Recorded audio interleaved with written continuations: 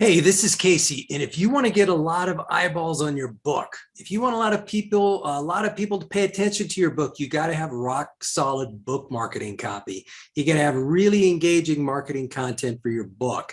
And today I'm going to give you some tips on how to write back cover copy, a rockin' Amazon description, and author, and also an interactive new school author bio that really attracts readers to you and helps you build your audience. So to give you these tips, I'm going to go straight to my example board here, share my screen, and let's dive into it.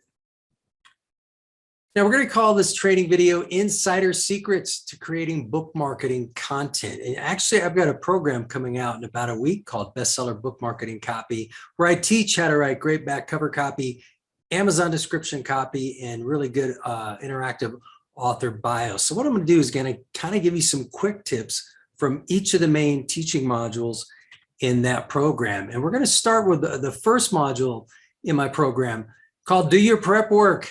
A lot of times when I work with authors, before they get so excited about writing their marketing copy, they forget to do proper preparation. So before I write book marketing copy for clients, I always do a certain amount of prep work. So I'm going to give you a few tips on how to prep for writing really strong book marketing copy. First, you want to understand why engaging book marketing content is so darn important to your promotion campaign. And the reason it is a lot of authors are kind of in tune with writing social media posts and building buzz on social media, which is great.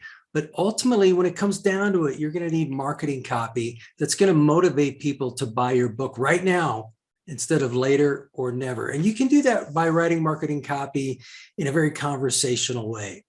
It doesn't have to be salesy and slick and sexy and all that. It could be as if you're having a conversation with somebody in a coffee shop about your book. So the first prep step is to understand why your marketing content is so important. In addition, having strong marketing content, it's going to elevate your stature as an author. If you've got a book and you've got some professional marketing copy that has a real edge to it that makes you stand out in your market, it's going to make you look better as an author.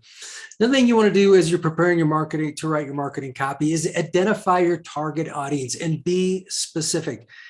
Don't just say, well, my book is for women over 35. If you have in your mind, I want to direct my book to women over 35, come up with a specific woman, write about her. What's her name? What does she do for a living? How much money does she make? Where does she live? What are her interests? In marketing, we call this know your avatar. And you want to be very specific when you're thinking of who you're writing to. And the reason is when you write marketing copy for your book, you want to laser focus and direct it at one specific person. Now that sounds a little bit counterintuitive because you might be thinking, well, I want to appeal to a wide range of people. But when you try to write marketing copy that appeals to a lot of people, you're really appealing to nobody because your marketing messaging is not going to be very focused. When you really focus in on one person, you will attract a lot of other people as well. So kind of go against what your gut might be telling you and direct your marketing copy towards one specific person. And to do that, you need to write a really good avatar about who this specific person is. And you want to do that during your prep work.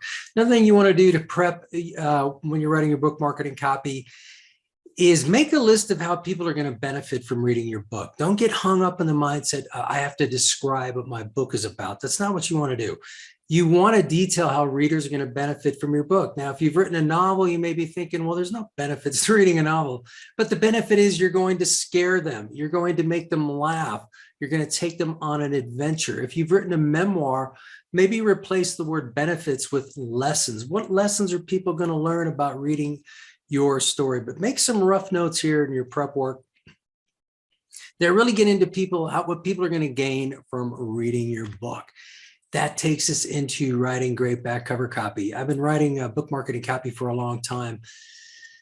And most authors, when they start getting into their book marketing copy, the biggest request they always have of me is, hey, Casey, first thing I need is back cover copy. So that's kind of a starting point for a lot of authors. So I created a module in my program about how to write great back cover copy. And here's just a few snapshot tips that I can give you right now. I go much deeper in the program. But first thing you want to do is create a simple headline that engages readers and motivates them to want to know more. Now, often a simple benefit-driven headline or a headline that asks a thought-provoking question or one that makes a promise is all you need. You don't have to get hung up on a super entertaining, witty headline. Once you know that the goal of your headline is simply to get people's attention and drive them into your marketing copy, you can do that with a very simple headline like, how to build big wealth after age 50. How to hire yourself. Maybe that's a book about how to start your own business. Just think of something simple, a benefit-driven headline that's going to grab people and get them to want to know more about your book. So to create a headline that's going to engage people, you don't have to be super entertaining. You just have to get people's attention and make them want to know more about your book. And when you start your book marketing copy, a lot of authors, they get into the mindset, I have to start describing your book. Well, start talking about your readers first. It's like when you meet somebody, if you start talking about them, they immediately have more of an interest in you. If you start talking about yourself first, they might get a little turned off. So start your marketing copy by talking about, showing you have a clear understanding of your reader's need or their desire or their challenge or their thirst or their curiosity. Kind of set the stage for your marketing messaging by talking about your reader first. Talk about what they want, okay? Then what you want to do is stress the benefits of reading your book. Once you've gotten people's attention by saying, talking about their need or their challenge or their obstacle or their desire, then you can start stressing some benefits about your book. Again, we're not talking about describing what your book is about. You're going to tell people how they're going to gain from reading your book. You're going to describe the benefits or the lessons. And when you describe the benefits of reading your book, when you really, make it clear what people are going to gain from reading your book, they're going to know what your book is about. And once you've done that, you want to back your benefits with some social proof. And that's where endorsements come into play. That's where testimonials or some statistics come into play, or medical reviews or some proof. So once you tell people how they're going to benefit from reading your book, their first thought might be, that sounds great, but why should I believe you? So you immediately follow your benefit statements with some social proof. And a big tip with back cover copy, a lot of times I work with authors, they want to say way too much in back cover. And of course, a back cover is you're limited by a physical space. You can only fit so many words on a back cover. And a good word count to stay within is 225 to 275. Okay, so that means you may have to make some cuts in your initial draft, and they may be kind of painful. But you don't want when you flow your copy into the back cover design, you're probably working with a designer on that. You want to be able to have, you don't want to have to make your copy, like really small point size. If you try to have a back cover copy that has 350 words on there, it's going to be all crammed in there.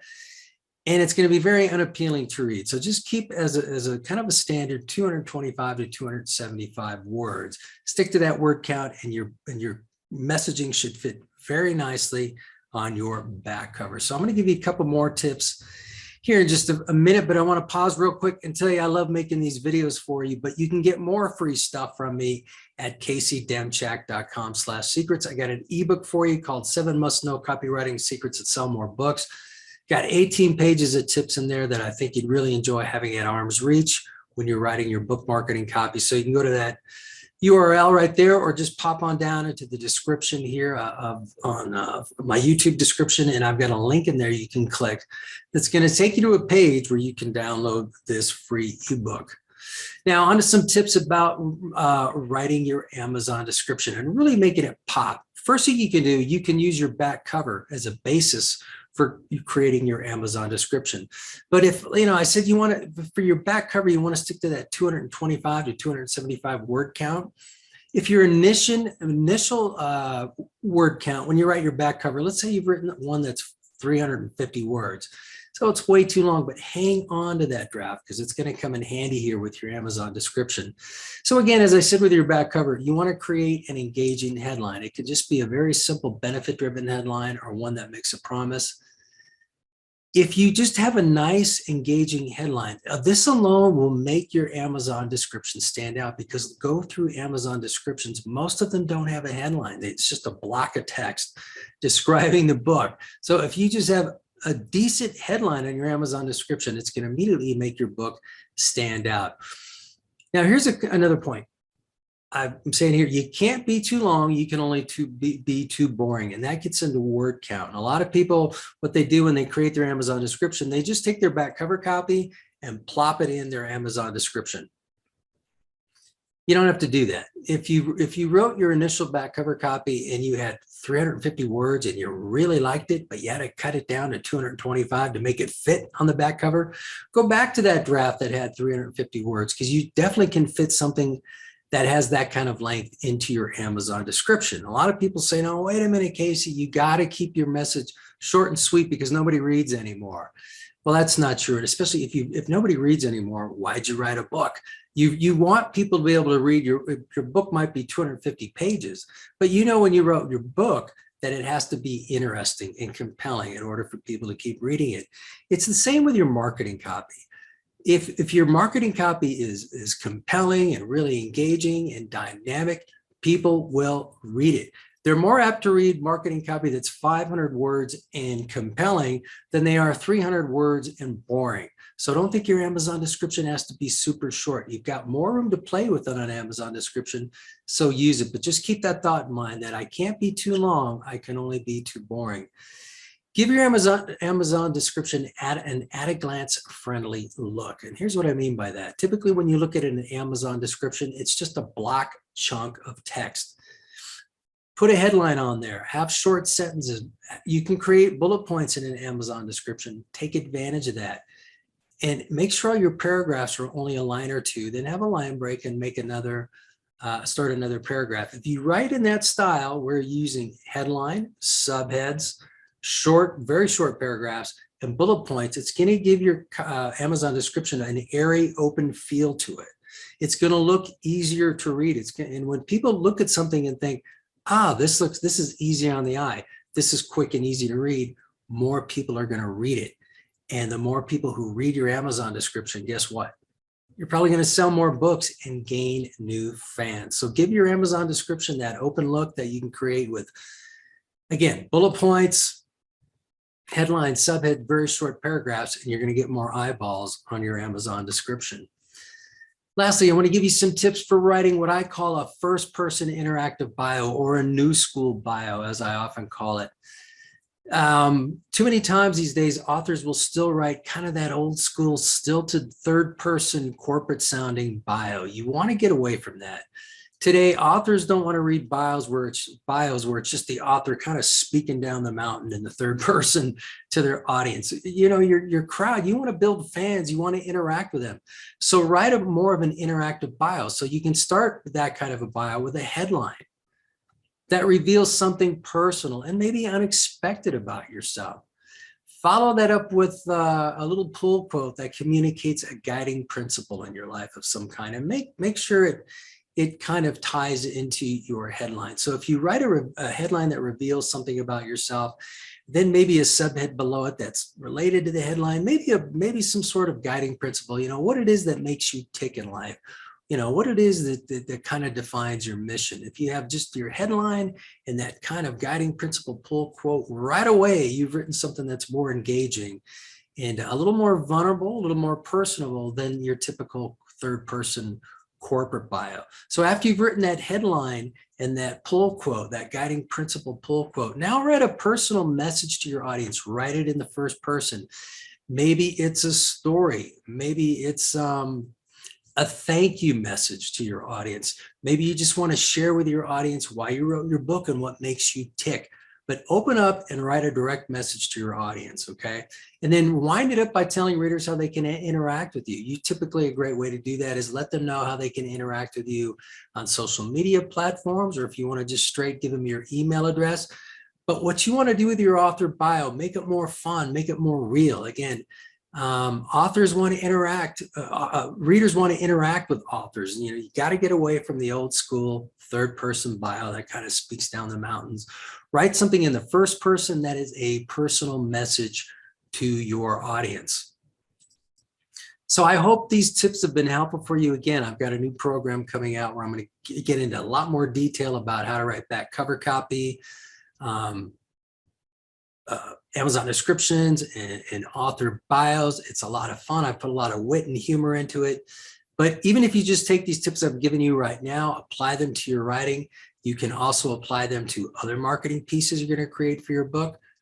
Go for it. Have fun with this. Writing marketing copy should be a good time. And as I said before, you can write marketing copy that is very conversational. When you're talking about the benefits of your book, you can write that in a way that is similar to a simple conversation you'd have with a potential book buyer over a cup of coffee. So incorporate these tips into your writing. Check out all the other videos here on my YouTube channel. They're loaded with tips. Soak up the information and then take a lot of action and make things happen.